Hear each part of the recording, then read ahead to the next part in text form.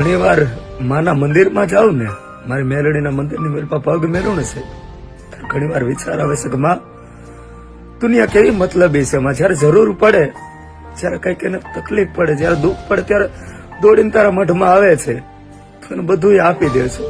ક્યારે નથી કે પૂછતી કે દીકરા તારે શું કરવું છે, ઓલાને શું જવું છે, પણ માં તારે જરૂર હોય ત્યારે દુનિયા તને નથી પૂછતી. તને દુઃખ નથી લાગતું? દુનિયા એનો મતલબ કાઢીને વયો જાય છે, પણ જયારે તને કઈક થાય છે, તને દુઃખ પડે છે, ત્યારે તને કઈ નથી થતું. આટલી બધી દયાળી કેમ છો માં? ત્યારે માએ જવાબ આપ્યો હતો કે દીકરા હું માં છું, સોરું કસોરું થાય પણ માવતર થી કમાવતર થોડું થવાય. માએ એક વિચાર કરો સાહેબ, મઢની મેલપા જે મેલડી બેઠી છે, જે મઢની મેલપા દેવી બેહી છે ને સાહેબ, દેવીનું મઢ હોય ને સાહેબ, એકવાર ખરા દિલથી હાચા દિલથી એ મઢના ફળા સામું નજર નાખજો, એ માની મૂર્તિ સામું નજર નાખજો, હંમેશા હસતું દેખાય સાહેબ.